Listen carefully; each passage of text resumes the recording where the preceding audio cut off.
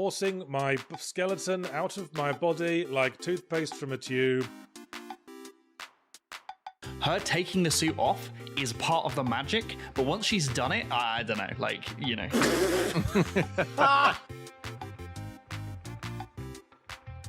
There are accusations out there that I am obsessed with buckets in video games. And those accusations are true.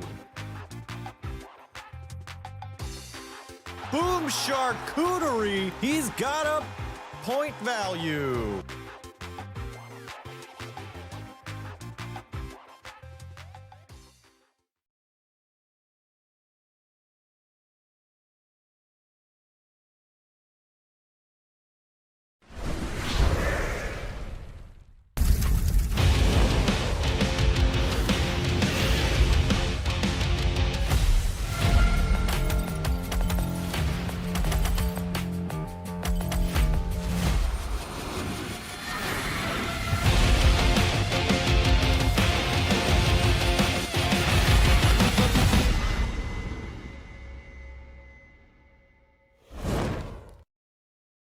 Well, hello, everyone, and welcome back to Firelink Podcast, episode number 112 for Thursday, May 28th, 2026. Marty Sleeva here, joined by Nick Calandra, Casey Wosu, and producer Eric. And this is one of those episodes we don't have time to dilly-dally. We don't have time. We usually like doing a little grab-assing at the top. We're not grabbing any ass because there's so many stories to talk about. We got to talk about Steam Deck. Prices going up through the roof. And I especially enjoyed Tim Sweeney's response. This is one of those let them fight kind of moments, which I enjoyed. The Witcher 3 getting a new expansion 12 years after its initial launch, which is somewhat unheard of. Is that a record years ago? What? I think Doom might have gotten extra levels in recent memory. Doom 1. The whatchamacallit, Kingdoms of Amalur got an expansion too when THQ Nordic remastered it. Shout out to friend of the show, Kurt Schilling. And then we'll also be talking about the two big new games of the moment, one of which is currently playable to anyone, 007 First Light, and the other one I assumed was already playable to everyone, but isn't until later tonight, Mina the Hollower. So we'll talk about those two games. Media Elite. Games Media Elite. I don't know. I just assume Thursday seems like a day a game would come out. Friday doesn't seem like the day games come out, but there's no way to know that. Yeah, let's just jump right into the deep end because we got a lot of stuff to talk about. Let's in the ongoing saga of video games becoming an insanely expensive hobby, following news that PlayStation and Xbox and the Switch all going up in price. Valve announced that the Steam Deck will be going up in price, but not just a little bit. The Steam Deck OLED for half a terabyte is now going to be almost $800 whereas the 1 terabyte OLED version is going to be $950. This is roughly a 30% increase from what they were prior, with no sign of any of this getting better. Obviously, this is because the hardware has become incredibly expensive to manufacture because of what these ghouls and AI are doing with RAM. Like, I think most of the blame here is in my mind put on the likes of your Microsofts and your Googles and your Amazons for what they've done in this situation. But Nick, this is obviously this kind of inside baseball stuff is stuff you've been covering on Unpacked. What do you make of this? Gaming is getting ridiculously expensive. Consoles are no longer the family machines that they once were. And handheld machines, well, hopefully you got one when they were not, beating it over the head with a bat, and your wallet burning it in front of you. Yeah, pretty. Someone who's been paying attention to hardware my entire life, it is insane for stuff to go up in price over time. It's it's never before happened. Yeah, just something I cannot wrap my head around. Has it ever happened? I mean, I cannot recall. It might have. I legitimately cannot recall as just an enthusiast growing up who paid attention to this shit or working in this line for almost 15 years. I do not remember the price of shit like this going up. Even prior to like the gaming industry sort of vanguard of this stuff, electronics in general over time, they don't go up. Like unless you're talking about some sort of weird collectible thingy that's in a, but like sure. For consumers in general, like no. Yeah. And we always talk about how, TVs, laptops, anything like that are cheaper or comparable to what they were when, we were younger, but they're obviously much better. And consoles were kind of on that, on that path. But yeah, this is pretty gnarly, and especially with the rising cost of it's all just everything's getting fucking expensive, everything in life, and the video game budgets are ballooning because we need to pay our developers more because everything in life is more expensive and people deserve a livable wage for their hard work. And I'm it's going to just counter really this with things aren't getting expensive. Just all the money's going to a few select people. No, it's both. Yeah, things are getting expensive. Yeah. Because all that money's going to that's true. But I don't think the extra budget for like AAA is going to those devs to pay for things getting more expensive. Like that seems like that I don't buy as much. Okay. California devs, I think there's a lot of labor protection laws out there, but that's probably more of a dev heads question than something for us. My bigger problem here is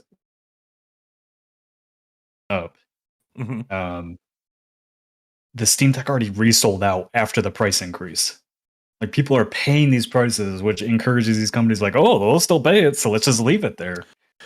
Yeah, we're gonna price our things even higher in the future and then bring it down because that's the real sale. Yeah, giant purple pen 15. Not penis. It's not a giant purple penis. It's giant purple pen 15.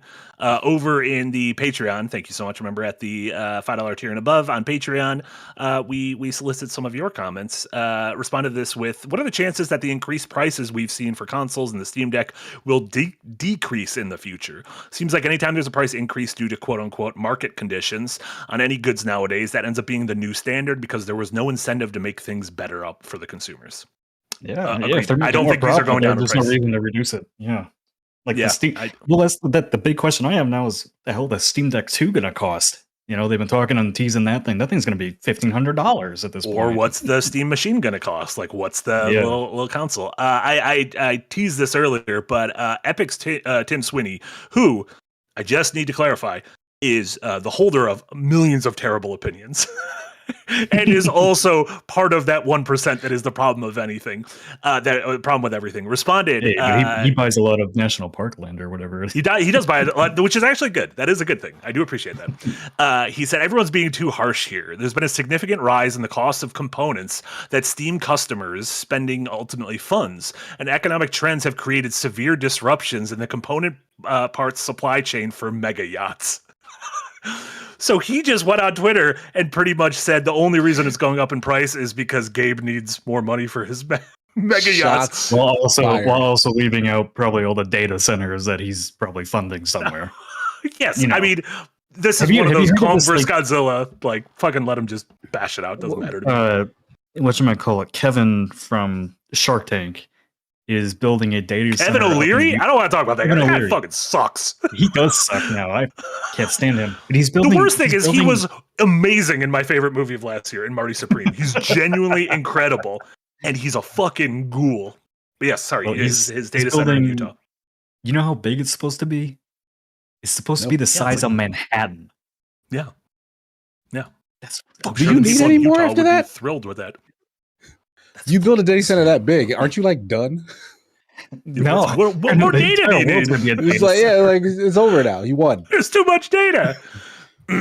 This really sucks. This is the future of Terminator. They're just going to replace us with data centers, not like AI robots. With that, yeah, it sucks because I fucking love my Steam Deck. We'll talk about Mina the Hollower later. I played the entirety of it on my Steam Deck. I love my Steam Deck. I watched the Thinky Direct earlier today, which had a bunch of cool puzzle games that are coming out. I downloaded a shit ton of demos on my Direct. I'm stoked to go through them this weekend. Like, I love my Steam Deck.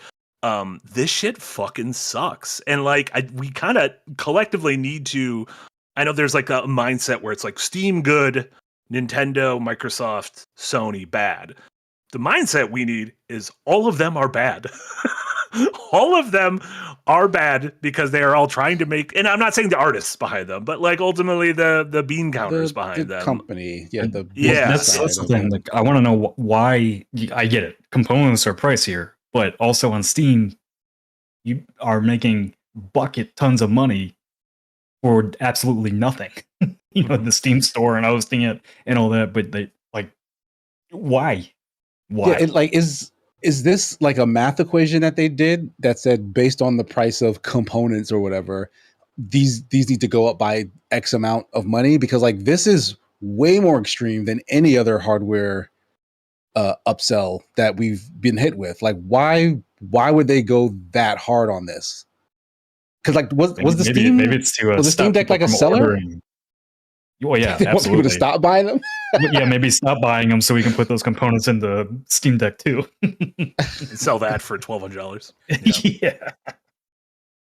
Oh, because at this like I know you said that they sold all of the stock out after the price increase, but like do people still want these at that price after that? Like that's We also like don't kind know of what the stock means because they did sell the stock Sure. out, but the stock could be 100, it could be 1,000, it could be yeah, a like million. kind of maybe the last vestiges Yeah. of Yeah. Speaking of it's money stuff, frustrating. like Marty, you're working on that essay about these early access periods for games and all that, and we got to charge more for our games, but also let's charge an extra $20 to get you in 3 days early. Even though we're already making our game $80. That's all part of this. I'm writing that about because it's the last big 4 AAA games we've covered: Saros, Forza, Lego Batman, and 007. 007. All had early access periods of 4, 3, 2, 1 day. And it's one of those things like it's not an early access period at that point. Forza, they've estimated had 1.2 million people playing the game in its early access period. That's just the release date. And then 3 days later, it's for the poors. That's the release date in their mind. And it's the like, and I get it. Like I fucking bought some of these early because it's easier for my job. And I get you being like, I've been looking forward to a Bond game for 10 years, or I have a 3-day weekend, and if I pay $10, I could play this game I'm excited for. over the course of the $10 weekend, isn't that much to me. I understand all those, but like, Forza this was is 120. Yeah. Well, technically, it was only 60 for me because I have Game Pass. You get the I think you get the expansions and everything too, but it was like, Jesus, like that's a lot. It fucking sucks, and I just, especially it's like next week is one of my favorite years of one of my favorite weeks of the year in games is Summer Game Fest. Next year is one of my favorite years. No, next week, like Summer Game Fest, E3 time is like legitimately one of my favorite times of the year for anything. And it just sucks to like go into that. I feel like last year something happened. I almost remember having this exact same conversation. There might have been like crazy layoffs somewhere, or some studio got canceled right beforehand, because I was like, oh, it sucks going into this thing excited, but then you have this awful fucking taste in your mouth because you're like, oh, the industry is kind of falling apart. Yeah. Yeah, that's the games industry. Yeah. Really Which cool is stuff like all games the time, are bigger. really annoying stuff all the time. Games are bigger than they've ever been. They are more accessible than they've ever been. Free to play. You have a device in your pocket that can play infinite games and connect you with anyone in the world. But I don't know. This shit sucks. this shit sucks. A bunch of super chats came in around this. Thank you all so much for your donos. And remember, right now we're funding our next super chat goal of our second bingo. This time in Stardew Valley with Jess versus Jenna. Thank you guys so much for funding our Fallout 3 playthrough. We're going to be starting that 2 weeks from today on, I don't know what day that is, the 11th. We'll be starting Fallout 3, so thank you so much. Sussy Guru with the dono said, having a good time with 007 so far, though the melee combat seems super jank, and Bond can't close doors if he's too close. Think about this, though. If you're too close to a door, can you close it? Maybe this is just verisimilitude. It will just hit you. Yeah. If you're just like rubbing up against a door, you might not be able to close it. Think about that. But yeah, we'll talk about more Bond in a little bit. User account 33 with another 3 at the end of it. Dare I do 3 3s? Said, stop watching this. How about I do anyway? God damn it. I asked you not to watch this. I asked you not to watch this video and instead to go play the games, one of which I've learned is not available to play for a few hours. I don't know. I didn't think it was that much. Marty's asking you to do crimes, y'all. I'm asking you to do a little crimes. It's fine. And once it's out, there's no longer a crime. Like with Star Fox last night. It wasn't a crime. The game's already out. Is that how it works? It's not a crime. I have the game somewhere. Sure. I don't know where it is. It's not a crime. Did you say it's not a crime? I like that. Fungus Finder, thank you so much for the $2 dono. Marty, how many days straight have you been streaming? A couple Fungus Finder. This is my call. You don't ask Batman how many days he's been Batmaning. I wasn't trying to compare myself to Batman. How many days have you not had a day off, Batman? Maybe just have a day where you wander around Gotham City during the day and not fight the mentally challenged. Like, what if you just do that? Well, maybe like do your job as an executive or whatever. Yeah. Do you think he's like signing off like, fuck it, yeah, raise the price on it, I don't care? Like, do you think Bruce Wayne is good at being a CEO? No, because they're all bad, right? No, absolutely not. Yeah. Someone else does that job. I kind of feel bad for the one guy in like Batman Begins where he kind of just like rolls in after a year. He's like, I'm the CEO now. It's like, I'd be pissed off if I was in that room. Like, fuck you, Nepo baby. We've been working hard while you've been hanging out in Tibet with your racially ambiguous Ra's al Ghul. Whatever the hell he's up to. Liam Neeson's ass. Arthur, thank you so much for the dono. Wait a sec. Don't forget about our boy Bubsy 4D. If you want to learn more about Bubsy 4D, check out Yahtzee Tries from this week. I don't know if he liked it or not. I'm assuming no. That seems no. And people are mad at him because he wasn't playing it right. Shocking. I for one. Does anyone ever play anything right? Yeah. Yeah. Honestly, no one on stream has right? ever played anything right. I truly think that. King Dad, thank you so much. Here's part of the money I saved buying my Steam Deck OLED last year. Yeah, I mean, I'm glad I have one now because I'm glad I don't have to pay a fucking $1,000 for this thing. Just not in the cards for me. Sorry. Yeah, I would not suggest anyone buy it at this price. S6, thank you so much. 10 years ago, Harambe died. Back when I thought the internet was stupid for blaming the world's problems on his death. Now, though, maybe they were right. Damn, it is where Harambe about everything started to go wrong. Yeah. I mean, you can legitimately point it to the White House Correspondents' Dinner where Seth Meyers made fun of Trump. Like that is the nexus event of everything went wrong. And Seth Meyers has acknowledged the fact that he's like, if I didn't go as hard on him during that thing. What happened first? Trump walking down the stairs or Harambe dying? They were simultaneous. If you put them like side by side, it's simultaneous. He died like as he walked down the stairs. Yeah, if you play that Pink Floyd album during the Wizard of Oz, they just match up really well, surprisingly. I don't. What was Harambe's deal? I still not 100%. He was just like a monkey, went nuts, and they killed him. I don't even think it was his fault. Like, I think he was. I think a kid fell in the cage. Like he got like close, and then they just shot him. Something like that. Yeah, I don't know. I thought the whole thing was on parents, right? Harambe was dragging that kid through the water. I'm sorry, I didn't pay attention. I thought it was stupid. But why is the kid? Where's the kid's parents? Where's the kid's parents? A, why'd they let him near the cage? B, why didn't someone jump in after him? My kid falls in a monkey cage. I'll get in there. Right? Yeah, the parents should have been in there. Yeah. Yeah, they could have been the hero. Or they could have taken out Harambe. As opposed to the kid. That's he's dragging that kid's ass right through the water. Harambe, nuts. S6, thank you so much with $5 Australian dollars. Our timeline has become so stupid that Harambe was the anchor for our multiverse timeline. Literally makes more sense than ever. He was the chosen one. Imagine there's like a utopia where like Harambe's got 1 million grandchildren and everything's just good. And like one of them becomes president. Honestly, at this point, I'd vote for him. Be better. Honestly, at this point, I might vote for him. White Cane, welcome to the Green Gang. And S6 with another dono. Thank you so much. 2 weeks I asked Firelink, should I buy a Steam Deck? And Nick said no. I live in Australia. It cost me $400 plus this $5 donation. Nick to the naughty corner. Wait, so you did buy it, it sounds like, which is good. No, it sounds like he didn't buy it and now it's overpriced and now they don't want to buy it. Oh, gotcha. That's why you're in the naughty corner. I saved you money either way. That's not how that works. I mean, yes. The answer would still be. The answer would still be no. No, because I said to wait for Steam Deck like 2. it's like extra no because it's more expensive now. Yeah, exactly. Yeah. I justified my no. You know by what? Valve increasing the Essex, price. All those think about how reasons, much more and you'll now enjoy it with $400 an more. extra $400 you spend. It's gonna taste Yes, that I much enjoy sweeter. it. I do. Yeah, when I go to a restaurant, if I pay more for the food, I enjoy it more. Yeah, when I go for happy hour and I don't get the happy hour discount, I'm like, ooh, that tasted so good. Like Love paying McDonald's, more. Yeah, exactly. $6 little burger instead of a $3 burger, much happier. Do what I do. Just go back there and just make it yourself. They can't say anything. They'll just assume you work there. If you walk anywhere with a ladder or a clipboard, they'll let you through. Honestly, so Depending on your I work- color polo. If you have like a red or blue polo, you can get in like almost anywhere. Yeah. I would actually wear my Grimace costume, and they usually create a wide berth around me.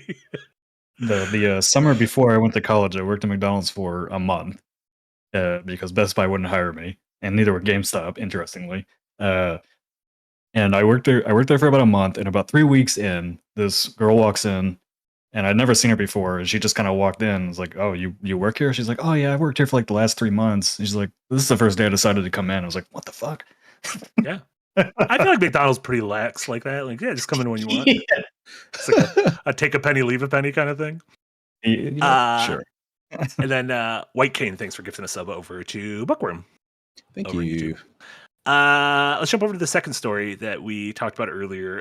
CD Projekt Red announced that The Witcher 3, 2015's The Witcher 3, is getting a new expansion pack next year called Songs of the Past, coming to the Series X, PS5, and PC versions of the game. So old gen and Switch versions will not be getting this. Maybe Switch 2 will get like a juiced up version. We'll wait and see.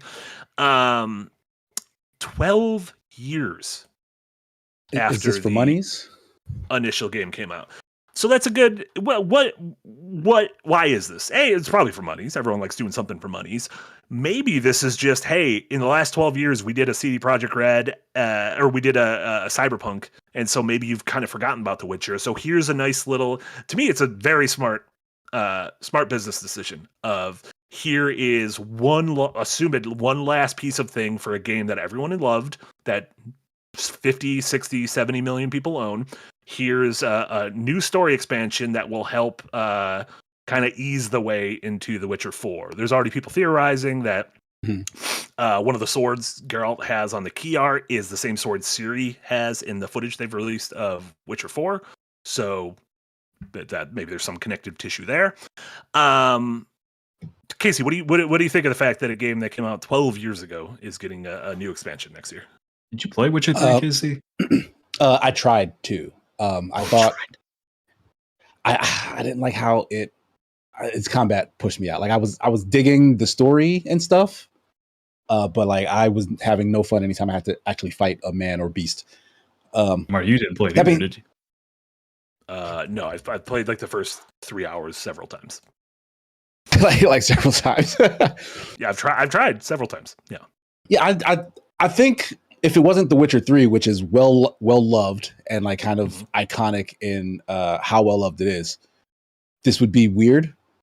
But it's The Witcher 3. Like it's kind of a tentpole of like fantasy adventure, whatever. And they have a new one coming eventually. And CD Projekt Red in particular hasn't had a thing for a while now. So like if they were able to do something in that older engine that has a lot of not nostalgia, but like pedigree, I guess, attached to it, like a lot of love still from the industry, why not? Like to me, it feels like a financial stopgap. They needed to make some money in the interim before their next big release, and this seemed like a good way. I think you sold 65 million copies of this game. I think you're okay on money. They're never okay on money, Nick. That's the thing. They're not an American company. They're Polish. They're okay. Polish people are never okay with money. They always want more. I will speak to. I mean, I could 100% be wrong, and I could be being a little more cynical about it. Like I liked that take that this is sort of like let's brush people up on it because it's going to link to the other thing. But I don't know. I think there could be a financial incentive. It's like this is the best way forward in terms of like just generating a little cash before our next big push, our next big infusion, which is gonna eat some money out of the coffers. Yeah, I don't know. I do see this as like, okay, a lot of people are probably going to replay The Witcher 3 leading up to Witcher 4. So how do we kind of integrate ourselves into that? And the way is, okay, we offer this completely new expansion that, because it wasn't made in 2015, is something that can speak to what they're currently working on with The Witcher 4. So while I do think financial incentives are why anyone does anything in this business, I think it's smart in the same way that when they remastered The Last of Us Part 1 leading up to the release of the HBO show, people are like, why the fuck are you doing this? And I'm like, well, because they want to kind of do this corporate synergy, put their best foot forward with the big HBO show with the most zhushed up version of the game they can. What do you think about this, Nick? As a huge fan of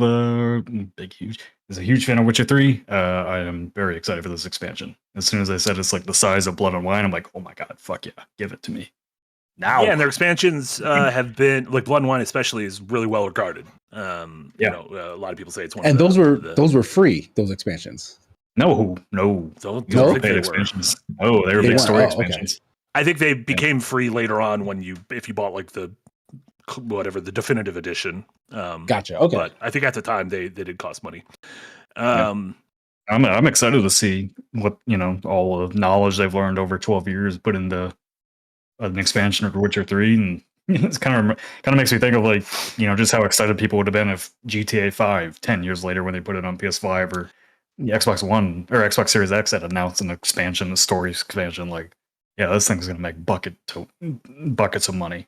So that's one of the questions I wanted to pose, and I posed it to Patreon as well, and got a couple of answers of what 10-plus-year-old game would you most like to see having an expansion or something announced like that at Skyrim Summer Game Fest. They should do the same thing for Skyrim. I mean, leading up to the next Elder Scrolls, that's not a bad idea. It's been so fucking long since Skyrim that they are technically doing expansions for it, but they're fan created ones, but they do sell them through their creation shop. Mm-hmm. So they're every once in a while they're promoting these really ambitious expansions that people have made that have full new story arcs, fully voiced, new areas to explore. They literally just promoted one, I think today, that I saw. Yeah. I would also say it's not 10 years old yet, but it's getting kind of close, right? Elden Ring. Elden Ring is not even close to 10 years old. When did that come out? No, it's 4 years, that's I believe. Yeah. 10 years is a long time. I can't remember anything. 10 years. Yeah. We said Witcher 3 10 years ago. I'm like, wait a second. Yeah, I mean, that would be similar time periods would be if Bloodborne got new DLC, if Arkham Knight got new DLC, if Uncharted 4 got new DLC, if that kinds of stuff, if Breath of the Wild got new DLC even before Breath of the Wild. It seems very strange. Got DLC, yeah. Yeah, it's one thing if it's an MMO or something like Destiny, which is supposed to live and evolve over the course of a certain amount of time. But for a single player game like Witcher that has no online components, I think that's really cool. Mm-hmm. Yeah. Immense Cookie. Yeah, sure. Immense Cookie in the Patreon said, Enslaved always deserved more, which I think would be cool. Enslaved. Oh, yeah. Yeah, Odyssey of the West. That's a fun game. That's a good pull. Yes, more DMC. From Ninja more DMC. Listen, we can get more DMC. Plop-Tart said, hearing The Witcher 3 getting an expansion has me irrationally holding out hope that BioShock 4 might make its way out of development hell. The problem is CD Projekt Red has been working on things consistently over the last 10 years, and who knows what's going on with BioShock. It is truly a mystery. Yeah, I don't know. Very, very strange. I think it's cool, though. You know what this makes? It's less than 10 years, but you know what they should keep doing? Put more characters in Smash. You can just keep going. I was just thinking that. That was what, 2018, 2019? You can just put some more characters in there. I keep saying if they do in an Ultimate 2 and it's just more characters, I'd be okay with that. They won't, because then it'll be hard to differentiate between the last gen and the new gen, and they want you to buy the console and play the new one. Yeah. So, but I'd be okay with that.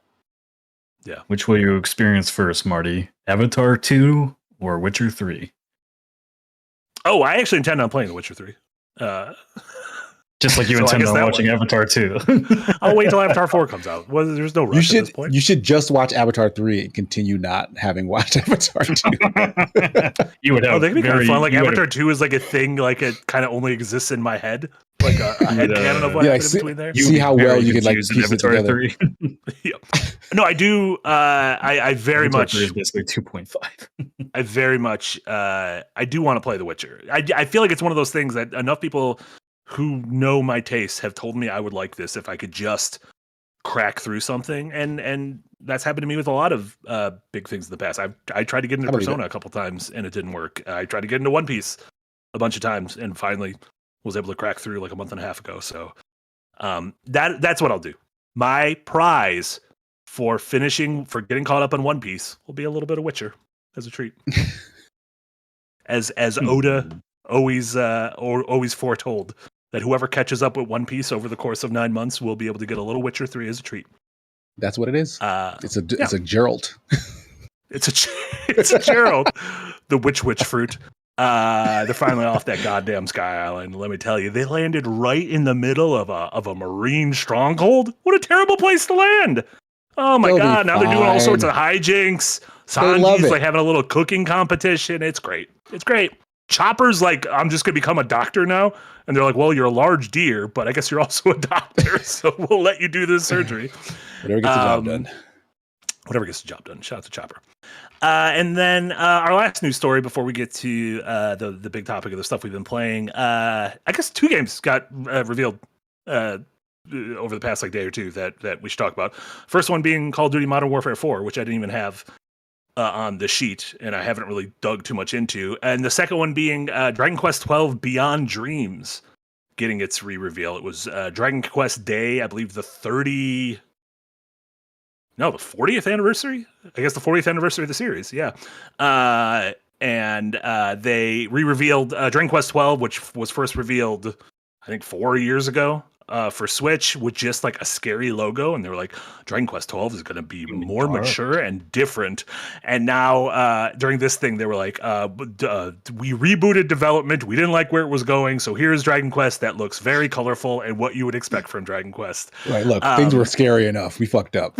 We didn't realize that was our plan before COVID, and then COVID happened and everything got scary. So we're just going back to a nice, colorful world. Game looks cool, and no release date. Maybe we'll see more of it at Summer Game Fest. But then I guess, Nick, what did you think of you seem pretty stoked for the Modern Warfare reveal today? Is that right? Yeah, I mean, I had really completely fallen off Call of Duty over Black Ops 6 and 7. Like, I haven't even played the 7 campaign. I was talking about that before.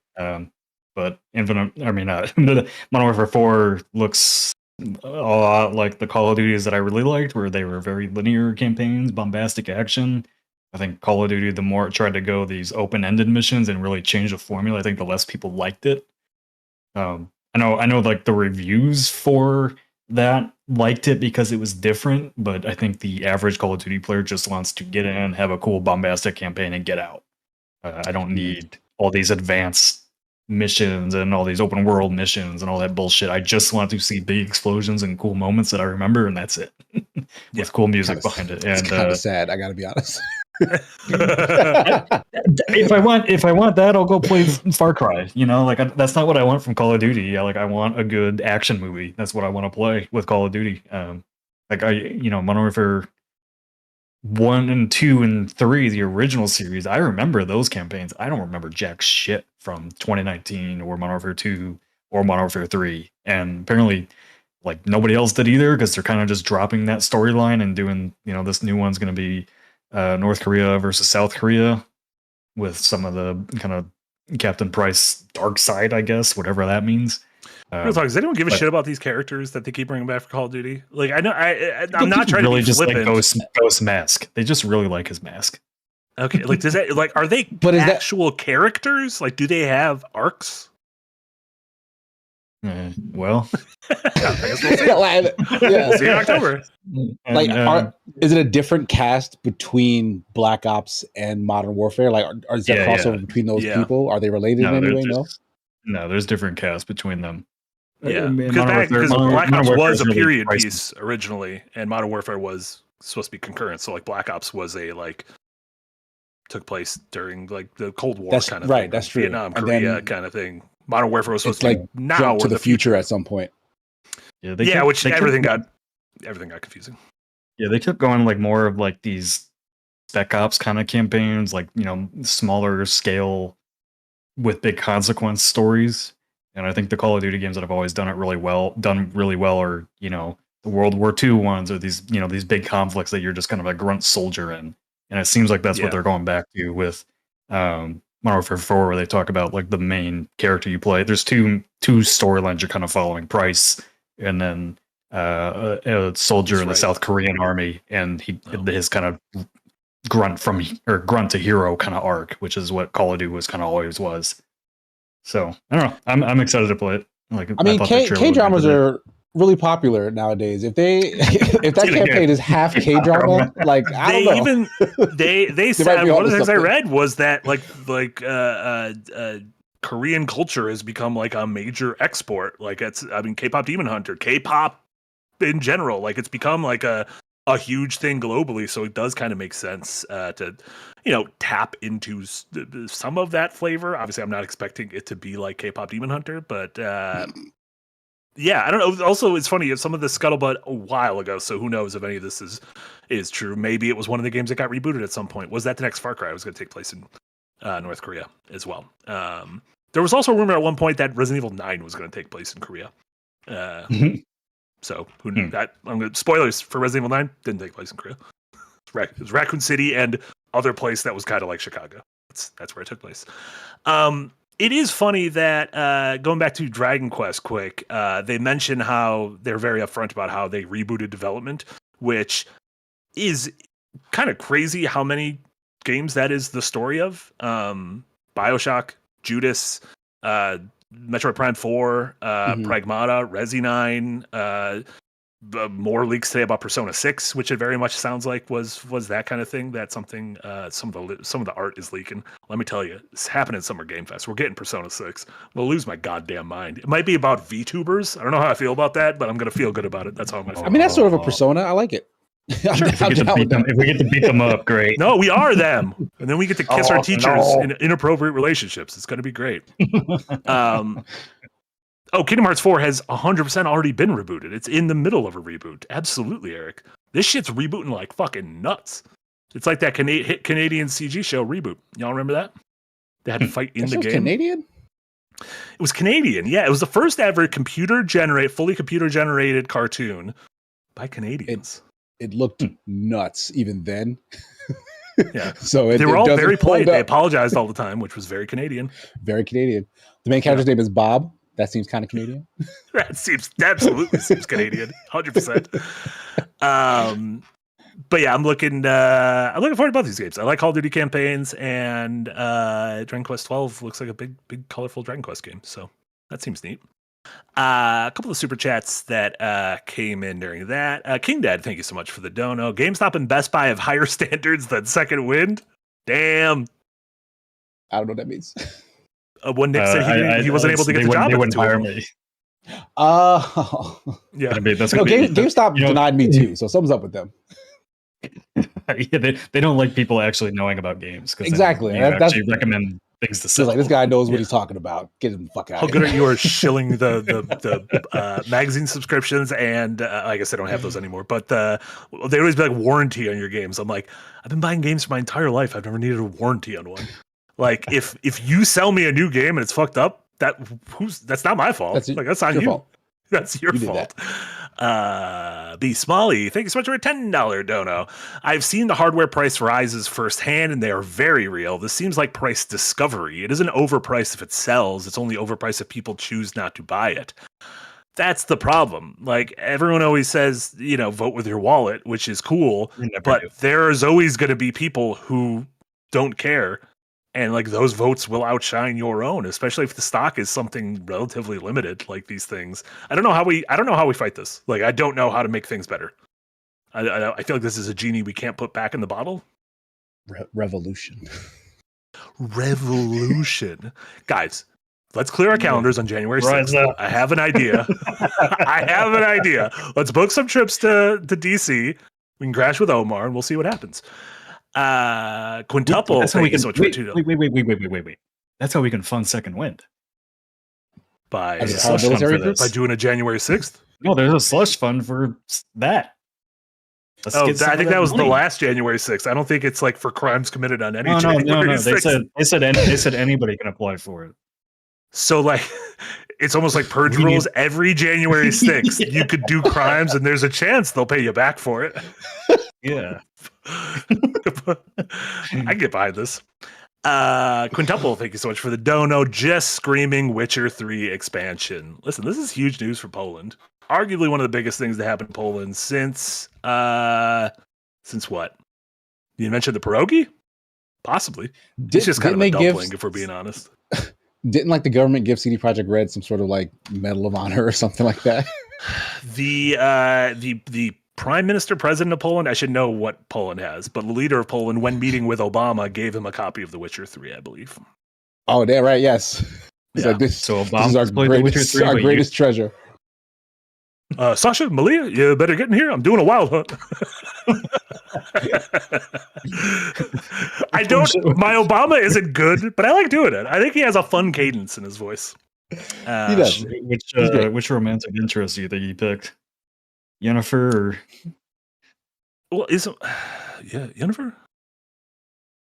I don't know. I'm trying to like in my mind. What's even the name of the other one? I need you to choose. I don't want us to sleep on the couch tonight. Eric and Chad are correcting you. He got Witcher 2. Same question stands. Which person did he pick? You don't think they also gave Witcher 3 in 2015? I bet Obama has been given a copy of The Witcher 3. I'll gift him one right now. We're Steam friends. I don't think I'm going to say something nuts. I don't think that man has a game console in his house. He's probably got a phone. I bet he has a game console. That's why he's not as involved in politics. I don't think he has a game console in his house. What do you think the last game he played is? Shit, that's a good question. Street Fighter Marathon. Yeah, he definitely played stuff. Marathon, like the new Marathon. Yeah, that's what he's doing every day instead of fighting back for our country. Incredible. But he's Smalley, thank you so much for another $5 dono. I have tons of sympathy for being priced out, but ATC is still a cheap hobby compared to others. What is ATC? But at this Attack of the Clones. But Attack of the Clones? I don't know what ATC is.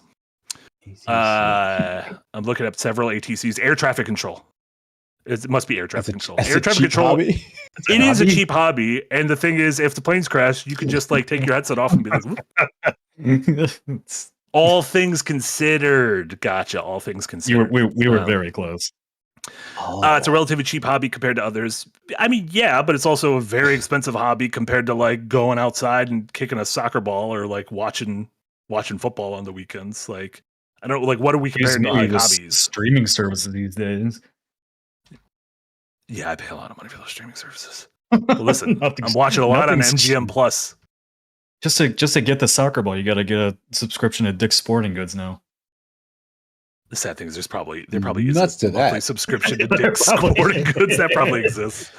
Cody Bishop, thank you so much for the $2 dono. No Man's Sky released first and still drops content. That is true, but that's like a thing where it's been continuing. It has been, yeah. It wasn't. Yeah, like I almost lumped No Man's Sky in the Final Fantasy 14 Rainbow Six Siege kind of just ongoing game, Warframe kind of thing.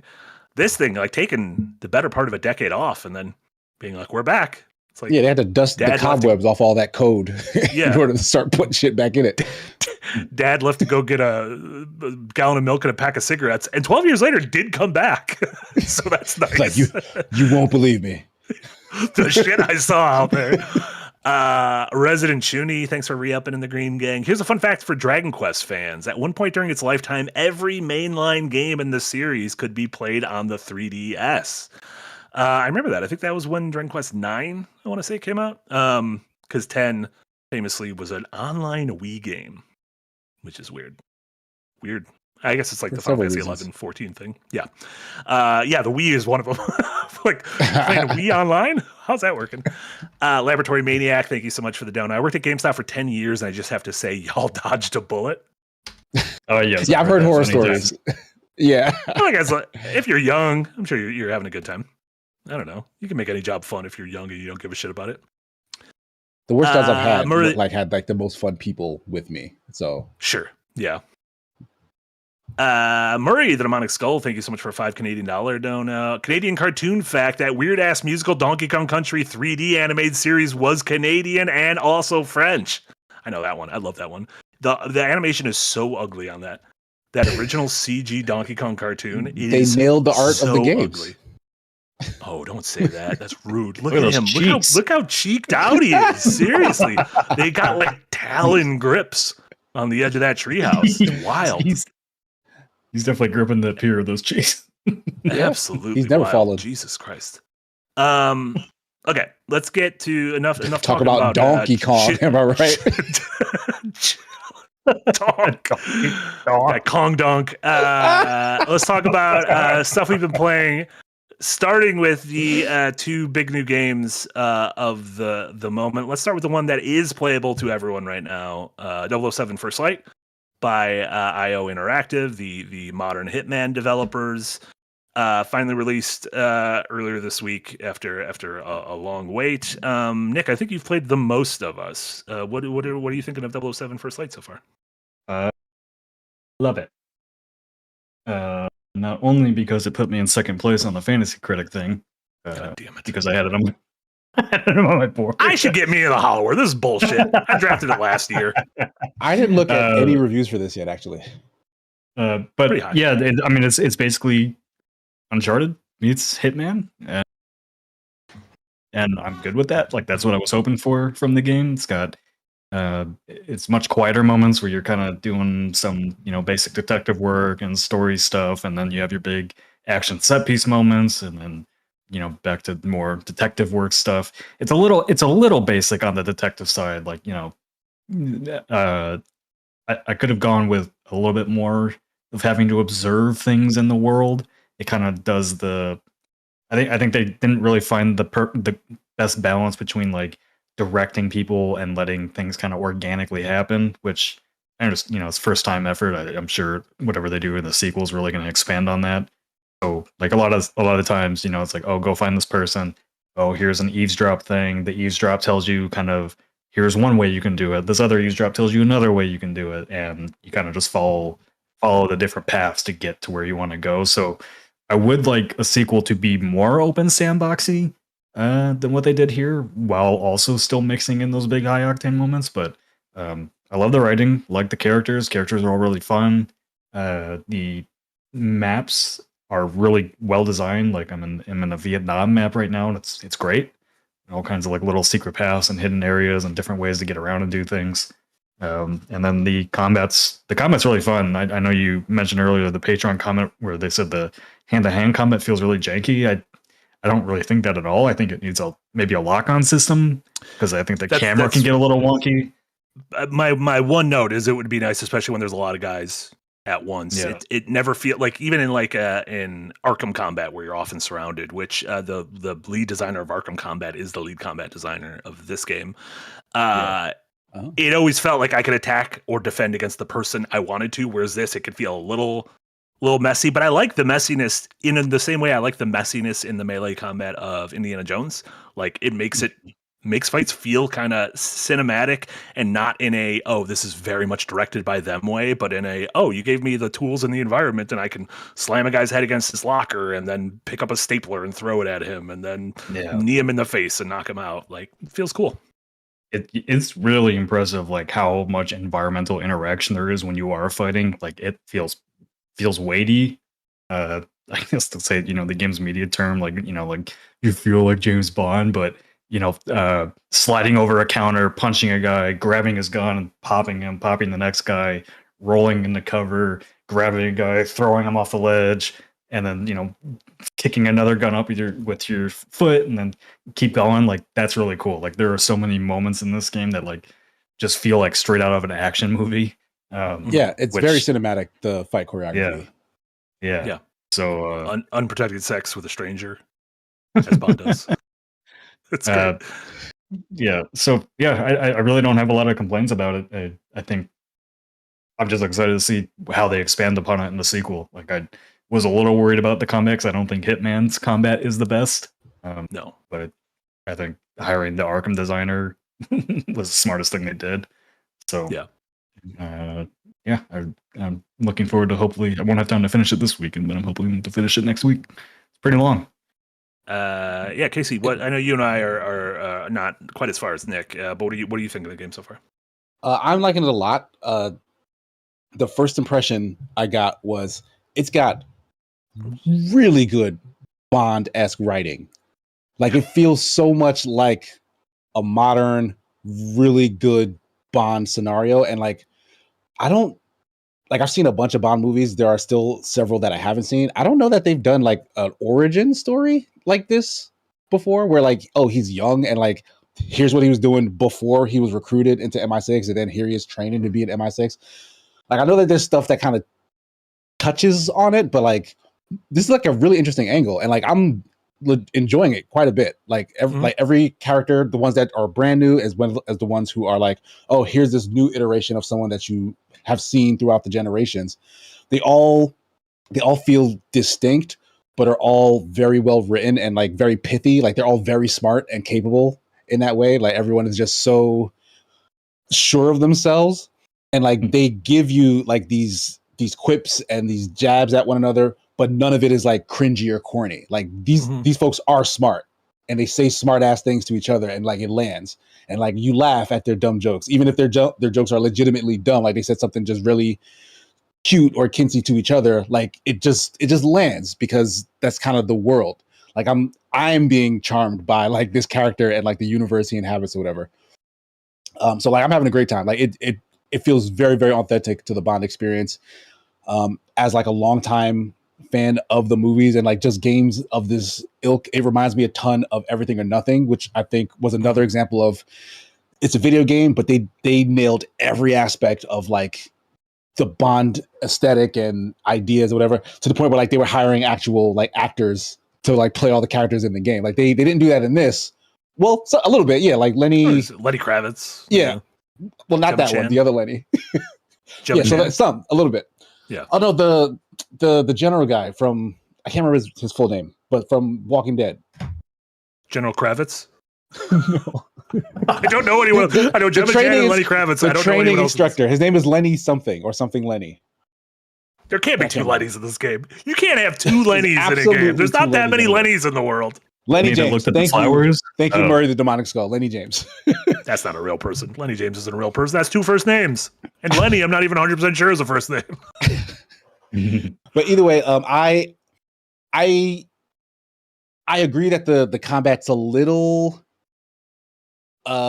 like light, but it makes up for it by being just cinematic as all hell. Like it's fun to toss people around. Like Indiana Jones was like a good comparison, because like it's very similar, where it's like the environment that you're like having fun kind of tossing people around in, and just seeing how they interact with, you know, the things around them and you. Like that is a good time. Driving for me, I know Lenny James, by the way. He voiced Shaxx, yeah, of course you do, in Destiny, and I just know him from a million things. I had no idea he was Shaxx. Yeah. Also, his wife is named Giselle Glassman, which is a fun name, and he's the main cook for his family and has a fondness for Caribbean cuisine.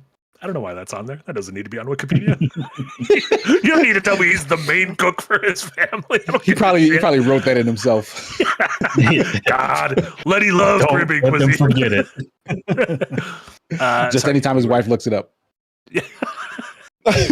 But no, I was gonna say, I did want to point out that on PC I'm having a bit of some stuttering issues. Like mostly whenever they put you in a car and like the map is like much bigger, it starts to chug, and I have to like maybe lower the resolution to kind of get that under control. I hope that's something that they patch. I haven't seen any complaints or notes about it in any of because there was like a patch today.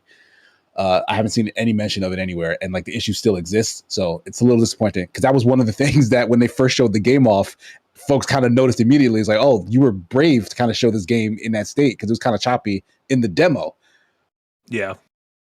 Well, yeah, it is choppy funny in the game. the thing, yeah, and I'm playing on PlayStation 5, and it wasn't choppy for me at all. So that's a fucking bummer.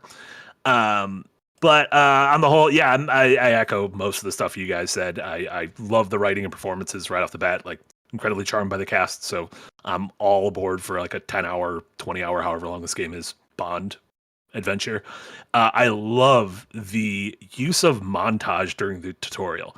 I've never seen a game do this before, where you're doing your training tutorial and it'll do quick snippets of a driving thing and a hand-to-hand combat thing and a target practice thing. And you are going through the weeks or months or whatever Bond is spending training, learning the mechanics of the game through a very cinematic moment of a montage, which is incredibly cinematic.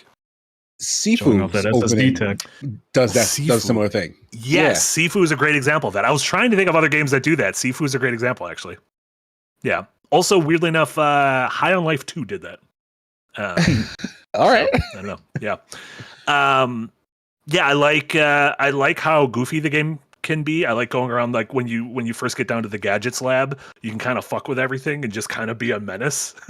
Everyone, it'll be like, here's the thing, if you click twice, it'll blind, and you can just click it twice and blind them. And it's like, oh, son of a bitch. Like, it's just very, very fun little things, which is incredibly Hitman, in my opinion, of like peppering the environment with a ton of small flavory interactions. And Bond, by the way, like that stuff happens in the Q Lab in several of the movies. Like, just goofy. Absolutely. Yeah, Roger Moore and Pierce Brosnan were huge like goofs when they would go down there and always be a menace. I loved the nightclub level. I thought was gorgeous. Like, IO remains masters of making nightclubs between that German rave and Hitman 3 and this. I fucking loved it. Great sense of place. I'm also stoked that they announced it already sold 1.5 million copies in 24 hours. So nice. Both of these games feel like they're pretty big. Both Mina the Hollower, the next game we'll be talking about, both kind of really big, not necessarily make or break for IO, but like it's kind of neat. They put a lot of time into this, and Mind's Eye did not work out as a publisher, so this kind of needed to land, and I'm glad that critically it landed. I'm glad I'm personally enjoying it, and I'm excited to play more this weekend. Yeah, same. Playing this made me very, very interested in their fantasy game they're working on. They're working on some big fantasy game, and I want to see that their kind of sandbox design and what they can do with that. I bet Casey and I feel the same way, which is I don't want to see him do a fantasy game. I don't want to speak for Casey. I mean, I'll look at it, but it doesn't. What if they do like a better Assassin's Creed?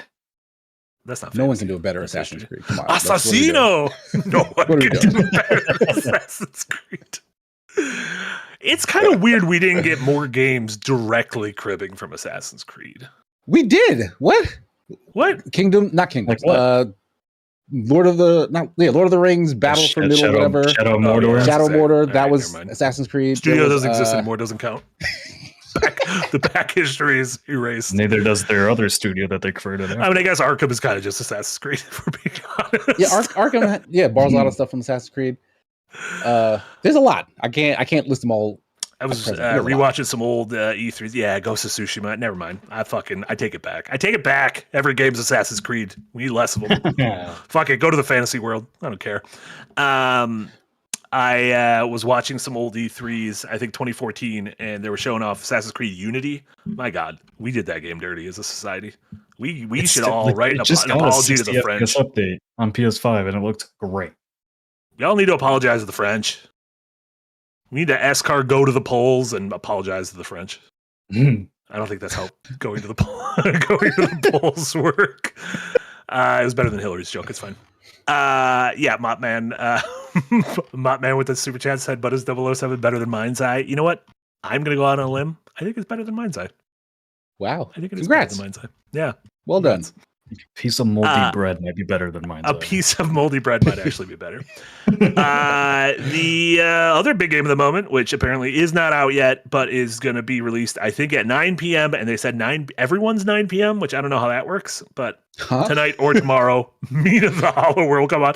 Well, I thought I read it's 9 p.m. for everyone, and I'm like, what does that mean? But Whatever. Mina the Hollower is out. You can check out that was Yahtzee's fully Ramblematic. I've been able to I played through the entire game and I'm playing on New Game Plus. I love this game. This is one of my favorite games of the year so far. It has the exploration and kind of like sense of community that a top-down Zelda has, with the recursive combat loop and really an emphasis on aggression in combat, like Bloodborne has. Like the thing it reminded me most of is distinctly Bloodborne, not Souls, which is nice because like Mina is ostensibly a Belmont. Like you kind of have the moveset of a Belmont from the Castlevania games, but it leans into that one single mechanic, which feels like the digging feels like it would be a one-off dungeon item in a Zelda game, right? Oh, you got the digging gloves. I think literally some of the Zelda games have the digging things, but this takes that and incorporates it and makes it an entire foundation of the game, whether it's exploration and movement, if it's finding out secrets, if it's dodging during combat, if it's platforming to avoid, spikes or kind of things above you and below you. It takes a little bit to get used to, but once you do get used to it, I think it feels really good. I also want to give a shout out to the fact that the game is just littered with those modifiers you can turn on and off from the start, to where you can make the game as difficult as you want. Like you can ramp up the difficulty right from the get-go. You can lower the difficulty through a bunch of ways right from the get-go, or you can make all the shit really weird right from the get-go. And when you turn any of them on, it disables feats, which are like the achievements. So, if you care about achievements, your platinum or whatever will still be as valuable to you because you spent your blood, sweat, and tears earning it, as opposed to someone who didn't. But I just think it's really cool. And if this is truly a make or break game for Yacht Club, I think they put everything they could into this to make this a game that would appeal to as many people as possible, because it's really fucking good. And this is one of those games I'm going to recommend to a lot of people. Nice. Nick, how much have you been playing? I started it. I think I messaged you about it, where I think I didn't grow up with these types of games really, so I'm like, that 2D movement takes a lot of like readjusting to, especially for like judging jumps and all that. So I played like the opening section. I think I beat the first boss, and I want to like it. I really do. I think I just need to be in the right headspace to do it, and getting my house ready for the market is probably not the best time to play a game that frustrates the shit out of me. Eric in the chat says #skill issue. Is that true? Could be. Let's see. Eric, it also looks like ski LLL Susu. Skill Sue. Skill Sue. Casey, you've been playing a little bit. What do you think so far? I've put like maybe 5-6 hours in, and I honestly feel a lot closer to Nick. Like I do have a lot of nostalgia for this kind of game, like the top-down Zeldas. But like I'm not like the digging thing. It seems novel at first, but like it I'm not finding it to like really change all that much about this kind of adventure game. And I don't know, like I feel like I want, like the same like Nick, I want to like it. And like I'm getting more frustrated by all of the conventions that it's holding on to, because it reveres them, that I think I might maybe be over right now. Like I used to love top-down Zeldas, but like at this point I've played oh my god, what's the name of that game? The demo for it's on my desktop. I'm gonna find it. I promise. Alabaster Dawn. Oh yeah. I've played the demo for Alabaster Dawn. That's another 2D top-down, like not considering like the difference in graphical fidelity or whatever. I know I can be a pixel art snob, but disregarding that, the feel of combat is just updated. Like you can actually like swing the sword in multiple directions and have combos and blah, blah, blah. It's a much better feeling gameplay experience than what games like Mina the Hollower is emulating, like all those older top-down games does. And like I'm kind of over it, I feel like. And if it's not doing anything to kind of perk that combat up or that gameplay and exploration up over the course of the game, I don't know that I'm gonna be able to stick with it. Like I am gonna go back. I'm gonna give it more time. But it might not be doing enough that's new. It might, and that's what Yacht Club does. You know, they make an homage to a game of the past. I might not be looking for that anymore right now. I think we were talking about this maybe last week on the pod, maybe it was another stream, but yeah, it is. They're in an interesting position because when Shovel Knight came out well over a decade ago, the indie space was very different and it felt very unique. It was high quality. The game's absolutely high quality, but it didn't have a ton of competition, and so it felt like it really stood out. In the 12 plus years since then, it feels like we get a game like this every other week on Steam, right? Something inspired by, I was inspired by Game Boy era Zeldas, or I wanted to make a top-down kind of thing. I do think there is something like Yacht Club. It doesn't, to me, once the game clicked with me, which it did take a little bit to click. I will say we got code very early, which was very nice of them. I'm very glad they sent out review code nice and early. I played it a little bit and then I shelved it for like a week almost. And I just wasn't feeling it. And then I finally went back in and I finished the MacGuffin, or the thing, the main goal of the game is to you need to fix these like 6 or 7 energy towers around the map.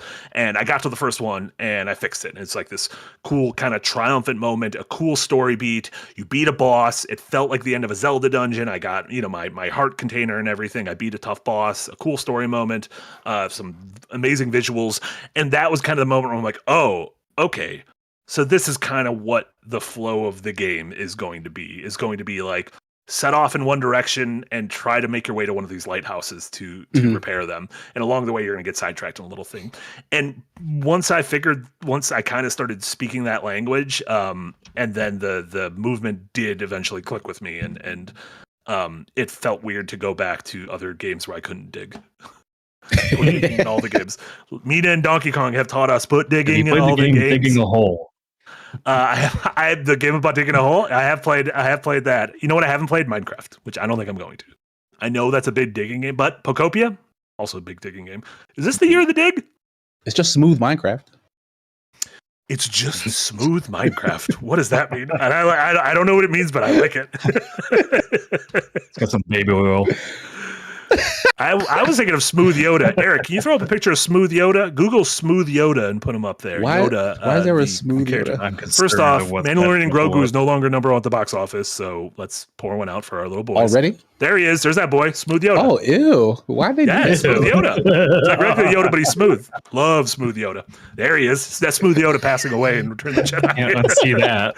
Yeah, he's dying. He died of Smooth smoothness. Yoda giving advice to Luke. For you audio listeners, you don't have to see this. Audio listeners, open up your browser of choice. If you have them, or if you don't care about browsers like I do, just open up any of them and Google Smooth Yoda. He's great. Cool. Let's go over some of the Patreon messages before we jump into the super chats. Inverse Guys, thank you so much, said a few episodes ago you discussed a Jason Schreier article pardon me, about how Mina was a make or break game for Yacht Club. After playing it, do you think it's strong enough to save the studio? I'm going to cough a bunch. So Nick, do you think it's strong enough to save the studio?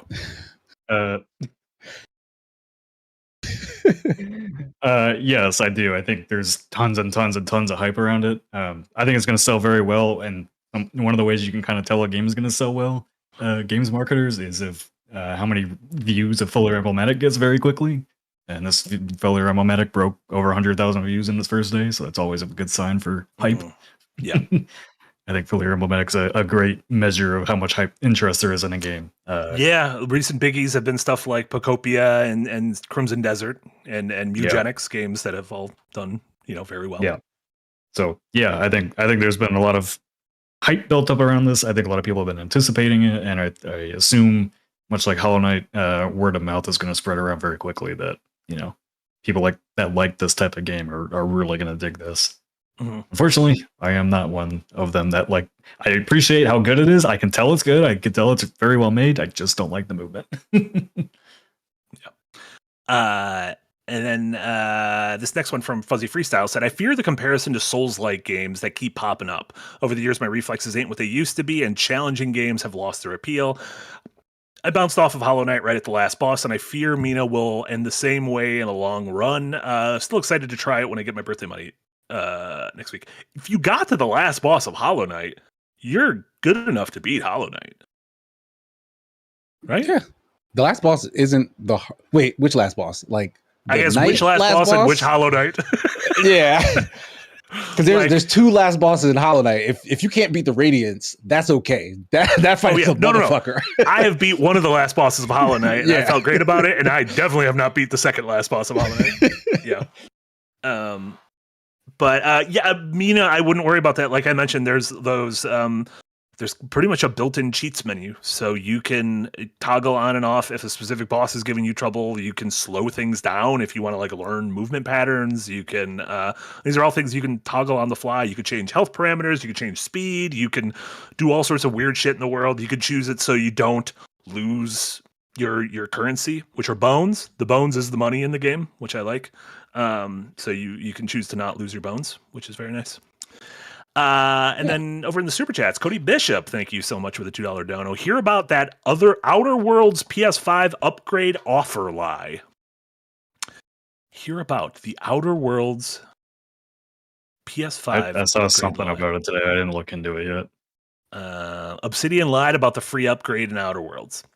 No, I haven't heard about any of this. I would read a Reddit thread, but I feel like that would turn this into a whole different show if this is just a reaction stream of me reading Reddit threads and having uneducated opinions about things. I already have enough uneducated opinions. I can't be just adding new ones.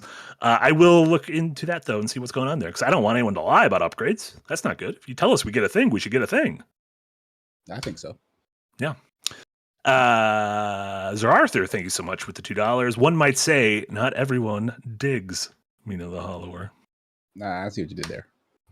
I think Mina's cute. I'm not a big fan of mice. I think Mina's cute. Mice, like animated mice? Adorable. Animated mice are very cute, actually. Actual mice, I don't want them. Actual mice are pretty cute. Honestly, pretty they're cute. way Usually smaller when you than see you them in think. your house, you're like, I don't want you here. Yeah, well, no, yeah, not. Yeah, this is like my home. You need an other home. You can have garage. You can have garage be your home, but house can't be your home. No, garage can't also be your home because then you're gonna make a little nest. Car stuff. They're gonna make a little nest in your car, and that's not good for anyone. That was one of my earliest crushes. Eric just pulled up. That was the girl mouse from Rescue Rangers. I had a what's her crush name? on her. Gidget? Yeah, Sounds like a slur. she could Gidget. Evil Apple Juice. Thank you so much with $10. I was like 6. I wasn't thinking that. With $10 dono, thank you so much. Link's Awakening was my first and favorite Zelda game. Now Mina is coming out on my birthday tomorrow. HBD, Evil Apple Juice. Insanely stoked that it got such great reviews. Yeah, you know what? I don't want to speak for Yahtzee. Yahtzee seemed like he kind of liked it in his review. He said a handful of positive things, and then he nitpicked one thing. That's usually a sign of a positive review of Yahtzee. Pretty positive, yeah. That's how I know he likes me. Yeah. And then Kid Barchetta, thank you so much, $5 dono. Curse. Casey can only play super pixelated games. Nick can only play 2D sprawling Metroidvanias. And Marty can only play games on the highest difficulty. I don't want to do that. I'm done. I'm not doing the games anymore. I mean, does that mean I could still play games without difficulty settings and they would just be neutral? No, they would magically. That would be the intended amount of suffering that they want you to go through.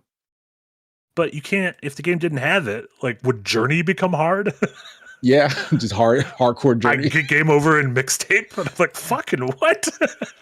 all the friends in Journey start just fighting you, start beating you up when they jump in your game.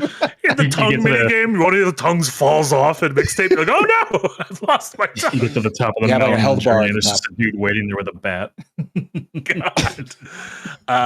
All this sounds fun, actually.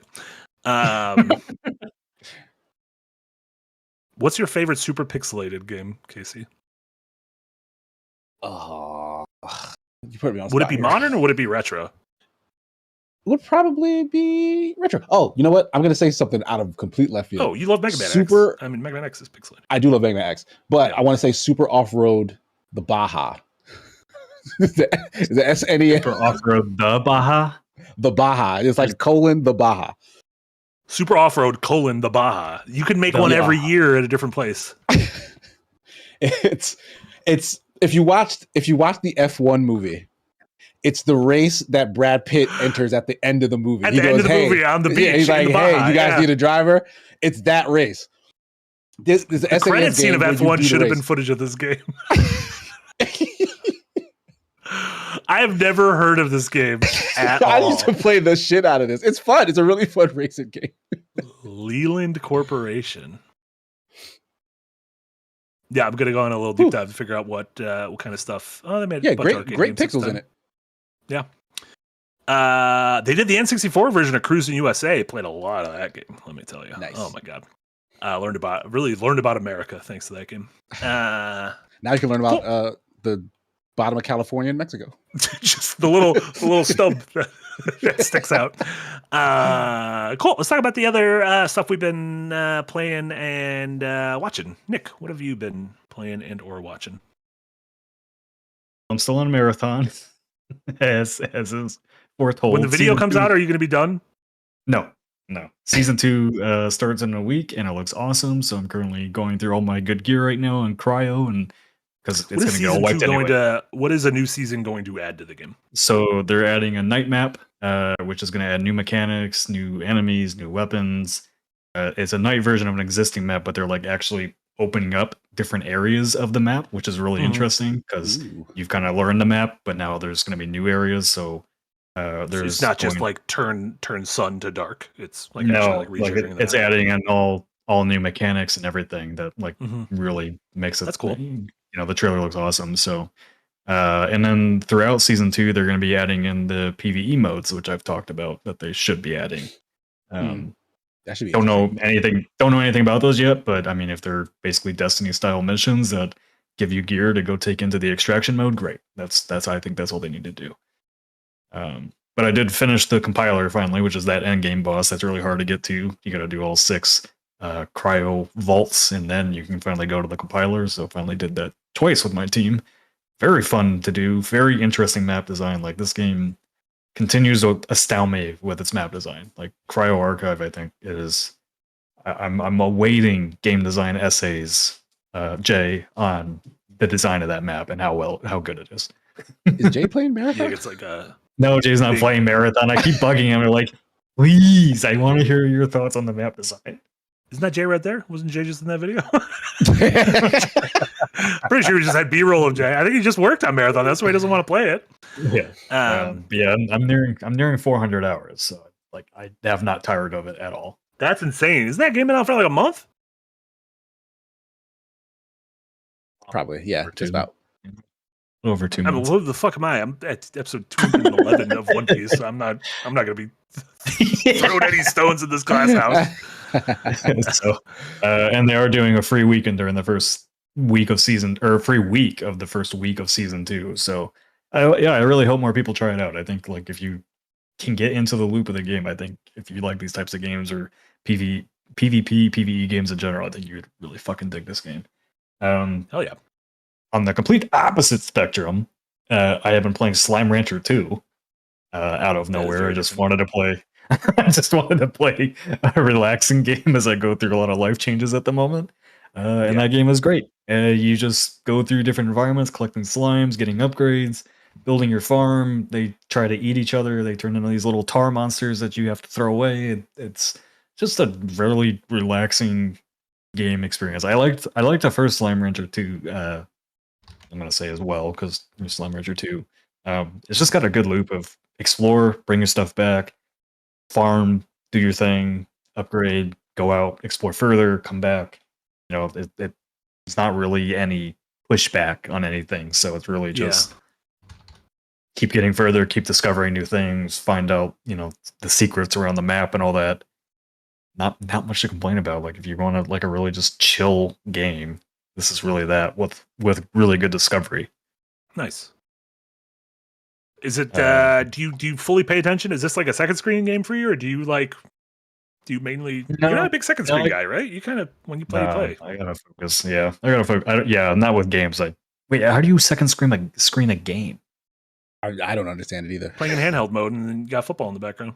Oh, yeah. I thought you were saying like play the game and look at something else. I'm like, how do you do that? You're talking about do I just play the wait what? Like Watch something while playing the game. Yeah. Okay. Yeah. like you're listening to the game in that case, or you look up when you like hear something exciting happen. I mean, usually, a lot of times the games I miss the best parts of both things. I miss the touchdown and the boss kills me. Let me tell you, it's not great. No. I usually do it on games that aren't under like a time commitment, or that I can pause at any time, or just leave running. Like Pocopia, I'm doing it now with I'm playing Fire Emblem Awakening, the 3DS one, which I had never played before, and that's a game very much you could just move idle and come back to it a couple minutes later. And everything will be fine. Yeah. No, I mean, like, I guess I second screen some games, like if I'm playing like a deck builder, like Slay the Spire 2, which I've also been addicted to lately. You're not a big podcast guy, though, are you? Like, you're not cruising through podcasts. No, I think I listen to Jon Stewart, and that's about it. I'll do that on occasion on the podcast. Yeah. The only other thing I've been I got completely caught up on From Season 4, which From continues to be an amazing show that people are sleeping on. I bugged Darren on Blue Sky to please watch it so you can also make a video essay on that, because I would love to hear his thoughts on it. This is going to be another C scenario. No. Like From Jason Momoa is C? Listen, I already told you C's story isn't great. I watched it for the action. From is such a good mystery show. I can't get enough. Like it's done such a good job of like keeping the mystery interesting over 4 seasons. Like I still don't know. I can't predict what's going to happen next in this show, and I love that. It sounds infuriating. In your defense. What? Infuriating that you can't predict a mystery and know what's going to happen? Like for 4 seasons, you still don't know the mystery. Like get to it. It keeps expanding. Oh, no. This is the end of Sonny Boy all over again. Where's the vibes? Great. You're just like, what the fuck happened? Just tell us what happened. You made the story. Fucking finish the story. I like From has such an incredible atmosphere. It's like such an unsettling show at all times, where you really feel like through the casting is perfect, and you really feel through the characters like their desperation. You feel their like, what the fuck is happening? What am I supposed to do? I don't know what I'm supposed to do. Like, I love that. I love that like tension. It stars Harold Piernow of Lost fame. I'm a big fan of him. Yeah, a bunch of people have recommended this show. Unlike C, you're not the only one on this island. A bunch of people have recommended me From. I do want to watch it. Also, both you would love this show. You would absolutely. I'm 100% sure I would. But Roberto and Trumando are also recommending Widow's Bay. You should watch Widow's Bay if you haven't. I've seen a couple episodes on Apple. I've heard of that. I haven't even watched the trailer yet. I have no idea what it's about. It's very good. It's excellent. The last 2 I like what I've seen. seen. Fantastic. Yeah, it's about? It's a really nice mix of funny and spooky. What is it? It's Matthew Reese played. So you know how Jaws is about like the mayor of the town who refuses to close the beach, even though there's a shark. And he's like, well, it's the summer. Like, we got to open the beaches. This is how we make our money. So Matthew Reese plays the mayor of this island off the coast of Maine that is so severely haunted. And it's got hundreds of years of just terror at its base. But he's like, we got to open up the B&B. We got to get this tourism boom up. Like, we got to save the island, while there's like literal sea hags and fucking hotel spirits haunting the island. And Necronomicons and... Yeah, and it's but it's written by one of the writers of Parks and Rec, so it is written oftentimes like a comedy, but it is filmed like a prestige horror show. It's really Guerrilla Games going from Killzone to Horizon. Look at that! It's growing up. That's how you grow up. I think she might have done one of the Ghostbusters in the middle, but we don't have to talk about those ones. Oh no! I don't know which one it was, and honestly, I wasn't a fan of any of the last couple, so it's fine. Not because women were in them. Women can bust ghosts. Damn, Marty. I gave it more points because of the women. Luigi can bust ghosts, women can bust ghosts. I don't know what that comparison was. Do you have anything else before I try to throw this to Casey? I don't know why I was like comparing Luigi. Whatever. Luigi's fine. He's great. I guess I forgot. I went and saw Mandalorian Grogu. The most soulless Star Wars movie I've ever seen in my life. Listen, I hate Rise of Skywalker. I at least felt something about that movie. I felt nothing watching Mando and Grogu. At least we have one thing to argue. We have one thing we can argue about this movie, where it is in no way worse than Rise of Skywalker. It's not better than any of the other Star Wars movies. It is soulless and devoid of joy. Except Martin Scorsese has a few funny lines as a little alien, which is fun. Does the baby do fun stuff at least? Yeah, there's a fun scene where him and Babu Frick. Y'all know about? Do you know about Babu Frick, the man from Rise of Skywalker? Frick, he's like a little guy. He's like this big. He's like a little mechanic. He's just like a little dude, like a little gremlin. He kind of speaks English, but he kind of doesn't, and he just like laughs every once in a while. But he comes back, and like his whole goddamn family's here. There's like a hella Fricks. Too many Fricks. Too many Fricks. My favorite Adult Swim cartoon. Yeah. I keep coming back to that. I have weird taste in current Star Wars because I know, like, I think you guys didn't really like Ahsoka. I love the Ahsoka series. I liked Ahsoka. I didn't dislike Ahsoka. I'm on board. I was medium warm on Ahsoka. Yeah, but like even from season 1, Mando didn't really do much for me. Like I don't know. I like one of it, but you don't like the baby. Do you not like Baby Yoda? I just like when Star Wars kind of has a larger plot, and the entire time I've been watching Mando from season 1, I was like, I don't know, like, what is this about? Anything? I got a question. I don't want this to sound like therapy. Do you like cute things? No. Wait, well, I like my dogs. Okay, you would call your dogs cute. Your dogs are cute and not handsome. That's what you're saying? I guess. I think they're handsome. I think my dogs are sexy. I get where you're going with this, and like I think, like basically Mando, and even its movie is Saturday cartoon material, which I think you've described it as that before. I don't really have a problem with that, but this movie just didn't have a narrative arc to it at all. It was about nothing. One of my things with early Mando, and I think one of the reasons I did really gel, I think season 1 of Mando is good, just full stop. But I think Baby Yoda was so goddamn cute and surprising that it was kind of like I was glamored for a little while into being like, this is phenomenal. And I just do think eventually the glamour is kind of worn off. Well, when they introduced I still think Baby Yoda's cute, but I'm it. just like, I've seen you some. You're just hanging out all the time. That's why all I want is Babu Frick. Let me tell you where the issue started. When they named him Grogu. I do think that was a bad move. I think just everyone calling him Baby Yoda, like it was the child. Yeah. Once you found out his name was fucking Grogu, everyone was like, "Oh, this is kind of dumb, isn't it?" Like this whole thing is kind of stupid, isn't it? It's also at a certain point, him being a baby is funny. Him being 50 and still acting like this is kind of like, what are you doing, dude? You gotta get your shit together. It's like most people on Twitter these days. So. It's like, you're a 50-year-old man, Grogu. What are you doing? Like, why are you acting like this? You can't be eating frogs. That scene in the movie where there's a bomb about to go off and Grogu is just on his helmet, tapping him on the helmet. Oh yeah, that's me when I'm on social media and people are like, "Go away, go away." Yeah, very funny. We'll be talking more about Mandalorian and Grogu on next week's episode of the Rewind. I'm also very excited to see this Backrooms movie. Y'all know about this Backrooms? Did you ever watch those little Backrooms? The creepypasta?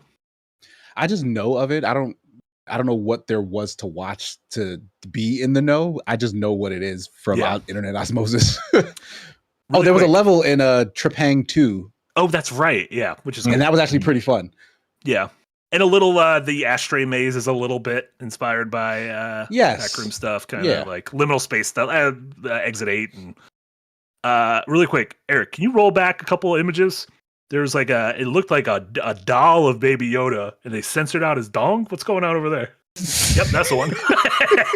What's going on over here?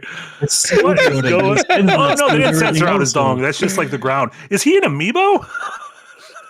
like the biggest amiibo. Like he's like like the stuffed Yoshi, like a large amiibo. Okay, cool. Also, the most important news, Mop Man, I agree. Darren fucking loved the He-Man movie. My God. Yeah. Oh, I gotta see it now. He-Man movie's good, and it's gonna make no money. It's gonna make negative money, and I feel bad because I like He-Man. I wanted to say one more thing about Mando and Yeah. Grogu. Yes. What is the Jabba the Hutt's son name? Not Zorba the Hutt. Gila the Hutt. The Jeremy Allen White one. Yes. When he spoke like a normal person, I Just a lost my dude. shit in the theater. Rhoda the Hutt. Excuse me, Rhoda the Hutt. Rhoda. Yeah, I just was speaks like a wait, dude. I was like, wait, Jeremy Allen White voices? Yeah, bear. There's no The bear.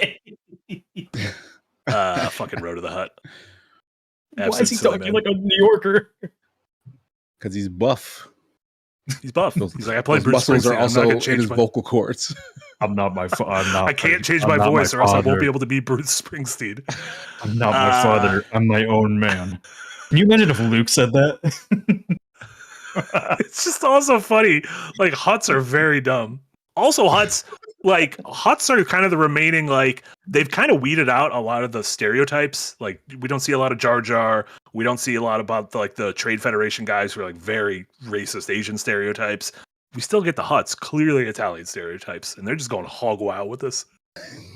This is the most anti-Italian piece of media I've ever seen in my life. I got no respect for them. Whereas me, I love them. Garlic bread, delicious. Casey, what have you been watching? We're playing. Or do you have any thoughts on garlic bread? Pro garlic bread. I had some last night. Hell yeah.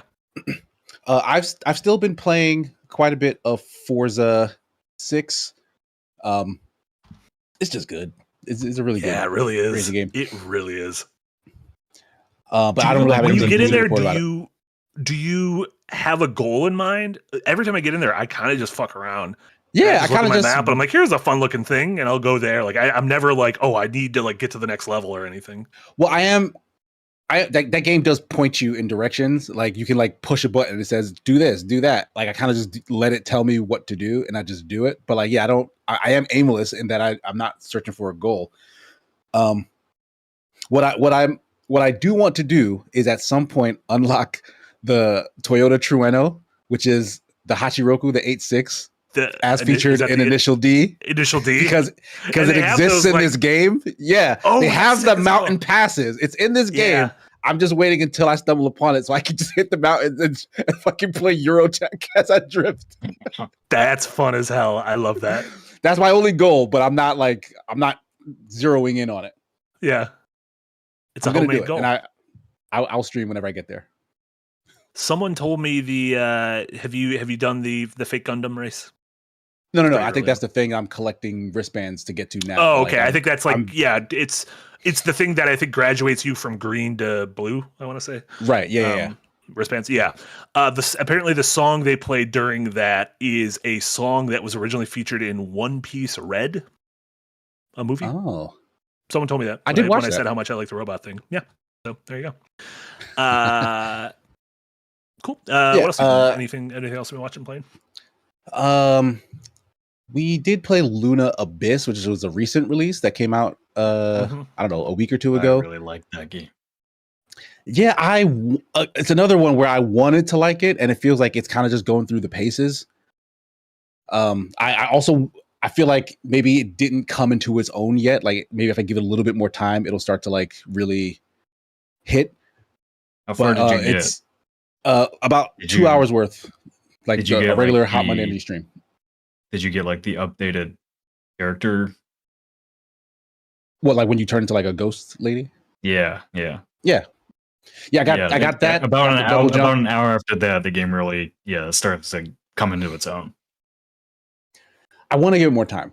Whether I do or not is still up for debate. But I do want to give it more time because I wasn't like not having fun, but it also wasn't pulling me in deeper into what it was doing. Like I like the world, I like the concept.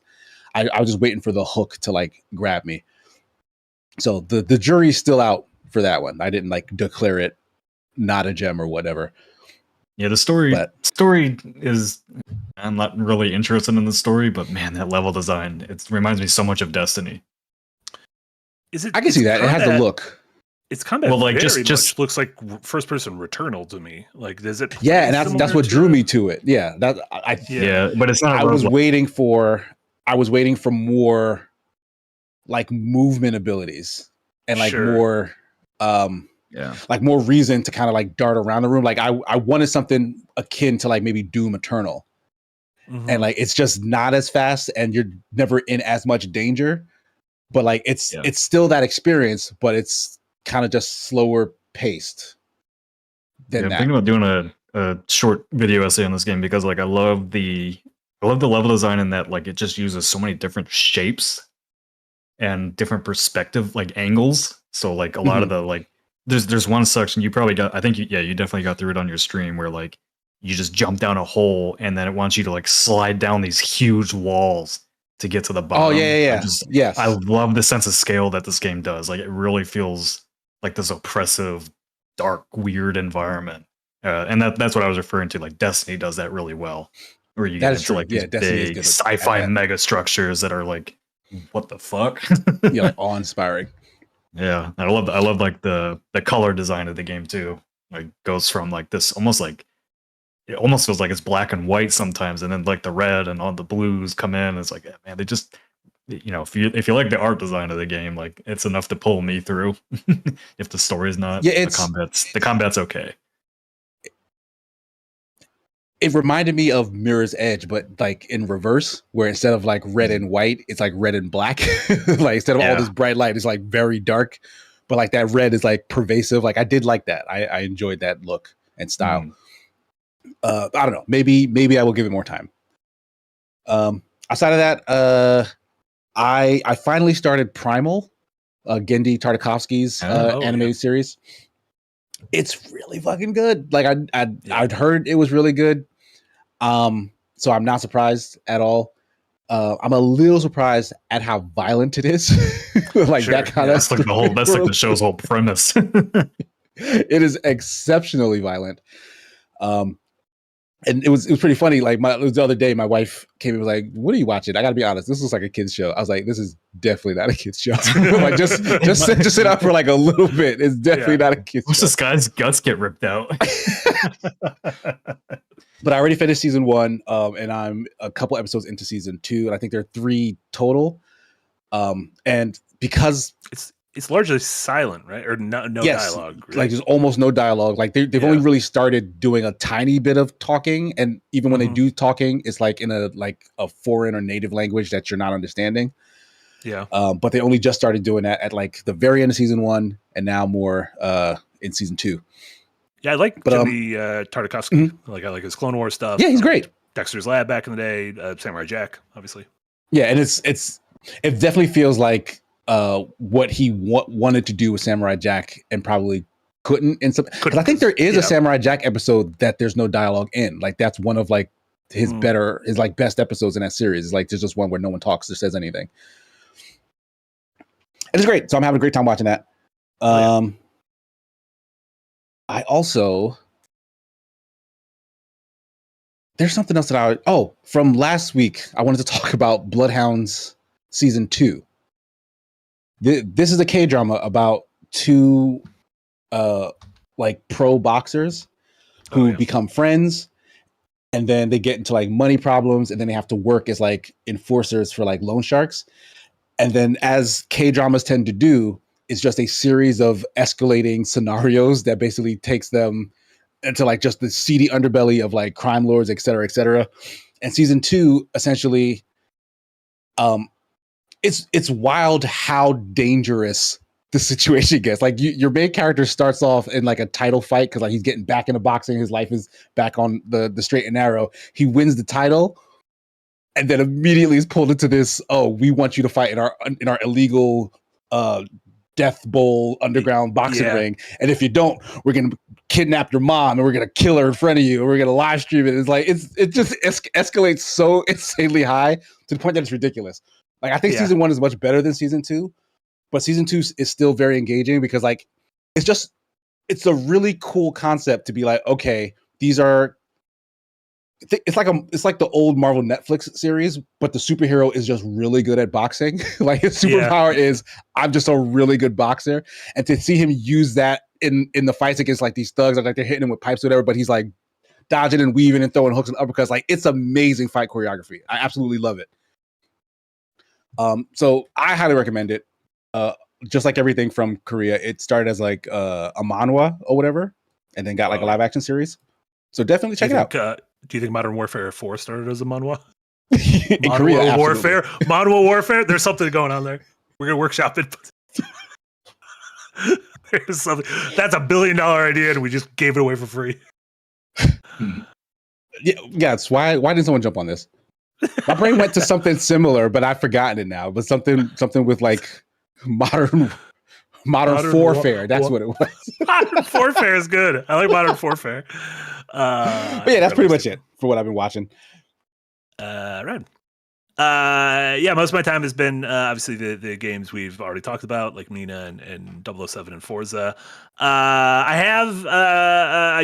finished an indie game, a short 4-hour one that I've had on my wish list for a while and finally came out, and it's called the remake of the end of the greatest RPG of all time.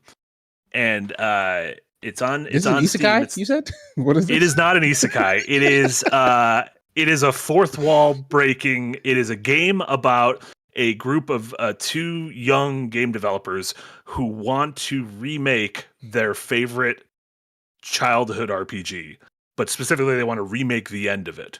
And while they're attempting to remake the end of it, there's some weird shenanigans going on behind the scenes, and like source code starts leaking out, and people are making changes to the game that they're not making.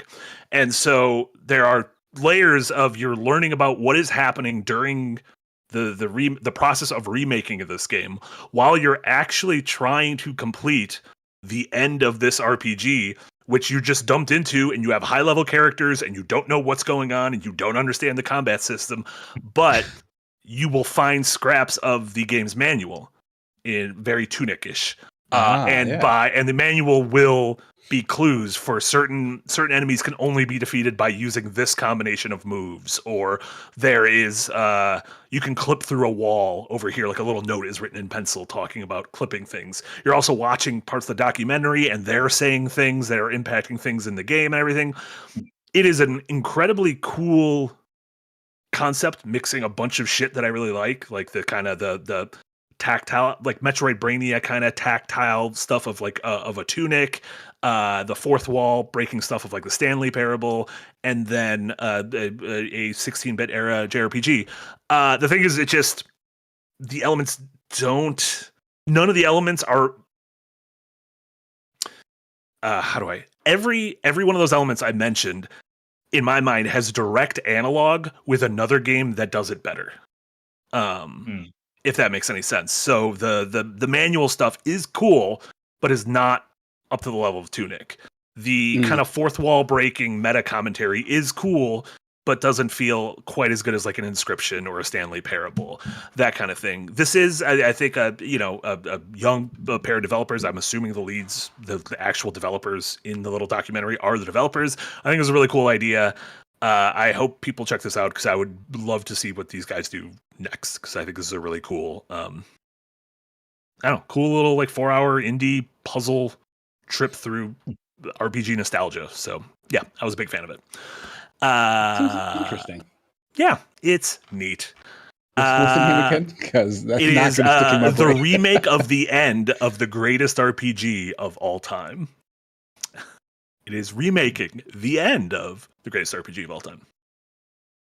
Very normal name. I don't know what's weird about it. It's just it's a normal name that if you tried to put in the title of a stream, it would not fit because there are too many characters in it. But yeah, let's go over some of the last super chats before we wrap up for the evening. Fungus Finder, thank you so much for a $2 dono. Why God would you sing the Too Many Cooks theme? Listen, sometimes we have to remember that we used to make things. We as a society, did we just curse the stream? We did. Now it's just probably in Fungus Finder's head. Shout out to those cooks. Witticism with a $5 donor. Thank you so much. Witticism. Casey, I've been playing Hamura Hime on your recommendation. I'm digging it. Anime girly DMC, and the bosses are the closest thing to Fury since Fury. Yeah, that game is great. It definitely feels like it's like a small project, but like it's done very, very well. Like once it gets going, like there's a rhythm there, and I hope I cannot remember the name of the guy. Actually, solo. I mean, it's a solo guy, but he has like a name, like it's like a title, or whatever.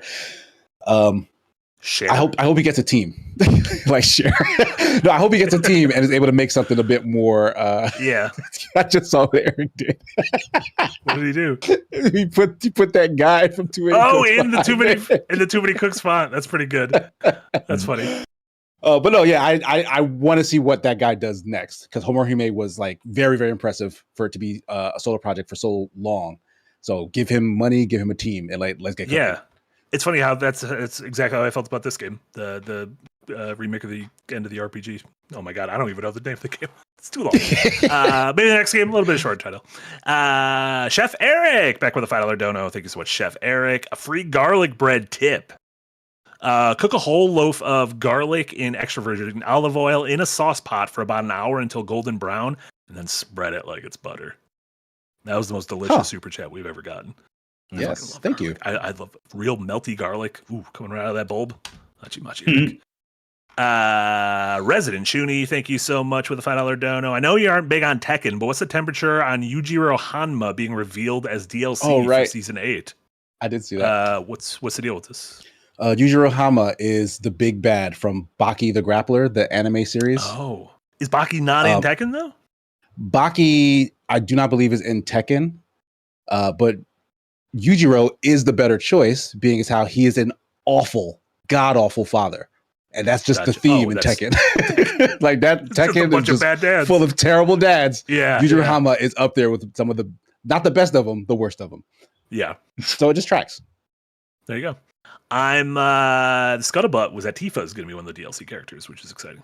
Everyone, the Scuttlebutt for every fighting game community right now is. Oh wait, was it Tekken or was it Street Fighter? I actually don't remember. It's both. It's both of them. Everyone fucking put her in Smash, Sakurai. You're done with you did your Kirby. Now put her in Smash. That's funny. And then Jewel Rao, thank you so much for the €10 dono. Played through 0 parades for Dead Spies and liked it a lot. Have some extra money. Maney. I like calling it Maney.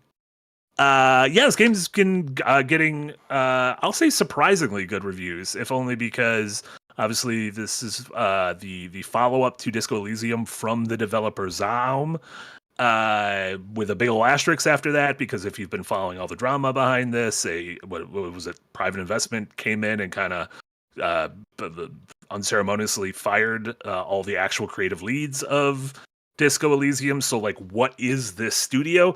But there is clearly crossover. It's, well, you know, one person doesn't make a game, so there are people who did make Disco Elysium who helped make this game, and apparently it is good. So it's one of those things where, yeah, from everything I've heard, it's not as good as Disco Elysium, but the fact that we got this and Esoteric Ebb both in a short amount of time. So Esoteric Ebb was from some of the folks. No. That had nothing to do with it. Okay, it just is very much clearly inspired by it. Understood. This is the game from the actual Zaum, the literal legal developer. However, the creative leads have also gone off, and I believe there's more. There's 2 or more. There's like 3. There's like 3. There's like 3 separate projects that all kind of feel like a Disco Elysium thing from people who made Disco Elysium. It'd be like if all 4 of the Beatles broke up and made their own 4-people bands. That was all kind of like, you guys. This is just kind of like the Beatles. The Beatles, the Cockroaches. Yeah, it's fun. The Cockroaches. Yeah, but thank you all for the donos. That's going to do it for us. Thank you this week. Nick, what do you got going on? What should folks know about from you? I will have a Unpacked out tomorrow, as usual, doing a little bit of a follow-up on that Dreadmore game that I covered just over a year ago. The one that kind of gave me a lot of the day before vibes. The good news is there's a playable slice of it. There was during the Ocean Fest that they just had. The bad news is I still think that game and company are full of shit. What is Ocean Fest? Is that like a Red Lobster thing? It sounded like a seafood thing. And then there will not be a Prince of Persia stream next Tuesday because we will be streaming the PlayStation Showcase at that time. Yes, we will be. We'll be doing Summer Game Fest next week. So next week's show Hey. on Tuesday, 4 p.m. Central, the three of us should be all together for the PlayStation State of Play. So that'll be Tuesday, 4 p.m. Central. We'll make sure everyone knows the Discord and everything. And then Friday, 4 p.m. Central. Nick won't be able to be there, but Casey and I will be doing our summer Game Fest opening night live. So this is the big Keeley show. I expect a lot of big reveals from that. And then Sunday at noon Central there's going to be not this Sunday, but the following Sunday. There will be no Super Smash Sunday because we'll be watching the Xbox showcase and the Gears of War E-Day thing. So yeah, we'll make sure we put that all in a easily digestible place that you can all understand. Casey, and I have my video essay on Marathon probably coming out on the day of season 2 release. So my first 200 hours in Marathon now that I have almost 400. So yeah. You should just cross out the thumbnail every time and just add a new number, like a shitty Sharpie. I don't know if I want to track that too much. Yes, gonna start feeling bad. How about you, Casey? What's today? Thursday? Yeah, Adventures 9, new episode this Saturday. Yeah, I believe 2. The premiere is already up, correct? Yep, we're doing a premiere for every episode and it's already up. Yeah, so watch it live with your friends. It's a good time. It's a good episode. All 6 players are there and having an adventure, or what have you. Is it not? Did have an adventure. I don't think it's spoiling it to say we have an adventure. Yeah, an adventure does occur. Yeah. I think this Sunday there is Super Smash Sunday though. Not next Sunday. Next Sunday is Xbox Showcase, but this Sunday, Super Smash Sunday. Join me in El Cheshire, 12:30 p.m. Eastern Standard Time. And I think that's it. You also had a video go up today. Oh, true. Yeah. Earlier today, I had a video essay drop on Mixtape. It is about the game. That's it. Just about not according to the game. Yeah, I've had to do a lot of moderating again. They're having a great time down there. I really enjoyed the video. Unconcerned. Mixtape is a reminder that teenagers suck and always have, and I think it's a very fun, very fair reading on the game from someone who's been a teenager and someone who is a parent to children. To someone who will be a teenager. But did you also know people are upset it got 10 out of 10? That does not concern me. Not according to also, comments. I'm going to be honest, shouldn't concern anyone else either. It's not going to impact your day when sweet Simon Carty thinks of a video game. Red. Yeah, that'll do it for us today. I don't believe, I don't think there's a Dev Heads tomorrow, so no Dev Heads tomorrow. But we'll have a bunch of streams next week for Summer Game Fest, and that'll be a ton of fun. So look forward to that. And then, I guess next week's show here, we'll probably do kind of a Summer Game Fest predictions thing, post PlayStation, pre Xbox / Summer Game Fest prediction shenanigans. And then at the end of June, beginning of July, maybe we'll do a little refresh of the draft. I'm sure more games will be dated. Yeah, I think we're coming upon that next time. week or two. So yeah, pick a couple new games. Hell yeah! So that's gonna do it for us. So for Nick and Casey and Eric, this was Marty. This was episode Firelink episode number 112. Thank you so much to everyone who watched live, everyone in the Patreon, everyone in the Green Gang, anyone who donated. We appreciate all of you. Have a great rest of your Thursdays, and we'll see y'all next time. Bye, y'all. Later. I'm so white.